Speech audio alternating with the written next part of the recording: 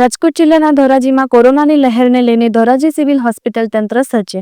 રાજકોટ જિલ્લાના ધોરાજી શહેરમાં આવેલી સરકારી હોસ્પિટલની અંદર કોરોના વાયરસની લહેરને લઈને તૈયારીઓ ચાલુ કરી દીધી છે। ધોરાજીની સરકારી હોસ્પિટલમાં આવતા દર્દીઓને તમામ સુવિધાઓ મળી રહે તે માટે અત્યારથી તૈયારી ચાલુ કરી દીધી છે। હાલ પણ હોસ્પિટલમાં આવતા દર્દીઓને સારવાર આપવા માટેની સેવાઓ અને સુવિધાઓ ઉપલબ્ધ હોવાનું સજ્જ જણાઈ આવ્યું છે। રાજ્યભરમાં કોરોના પસારો થયો છે, શું કહેશો આપણે કેવી તૈયારી ઓક્સિજન પ્લાન્ટથી લગાવી બેડ સુધી તૈયારી? હું ડોક્ટર જયેશ વાસેટિયન એસડીએ ધોરાજી ખાતે અધિક્ષક તરીકે ફરજ બજાવું છું।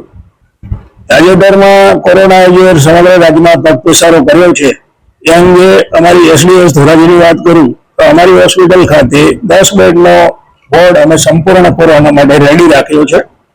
હાલમાં અમારી પાસે ફિઝિશિયન અવેલેબલ છે, 2 એનેસ્થેટિસ્ટ છે અને ક્લાસ 1ની તમામ જગ્યાઓ ભરાયેલી છે। મેડિકલ ઓફિસર પણ પૂરતા છે।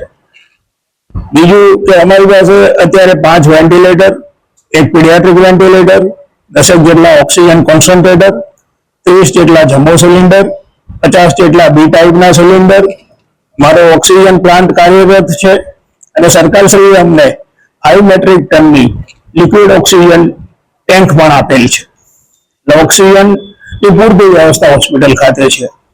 દવાઓની વાત કરીએ તો દવાઓ અમારો મેડિકલ સ્ટોર સંપૂર્ણપણે સજ્જ છે। જરૂર પડે તો અમે રોગી કલ્યાણ સમિતિમાં પણ ખરીદી લઈશું।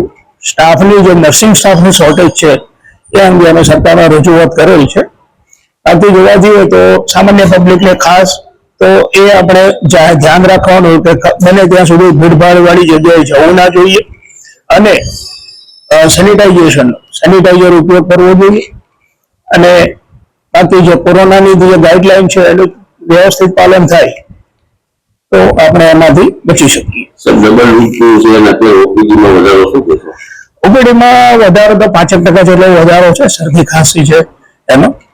બાકી એઝ યુઝ્યુઅલ અમારી ઓપીડી જે દર મહિને 21,000 જેટલી રહેતી હોય છે એટલી જ છે। લોકોને શું અપીલ કરશો, ક્યાં લક્ષણો છે કોરોના? લોકોનામાં હમણાં તો ધોરાજી ખાતે એક પણ કેસ અમારા ધ્યાનમાં આવેલ નથી। અપીલ તો જે કોરોનાની જે ગાઈડલાઈન છે ખાસ ભીડભાડવાળી જગ્યાએ જવાનું ટાળવું જોઈએ, ડિસ્ટન્સ મેન્ટેન કરવું જોઈએ અને કોઈ પણ પ્રકારની તકલીફ ઊભી થાય તો હોસ્પિટલ ખાતે ડોક્ટરની સલાહ લેવી જોઈએ।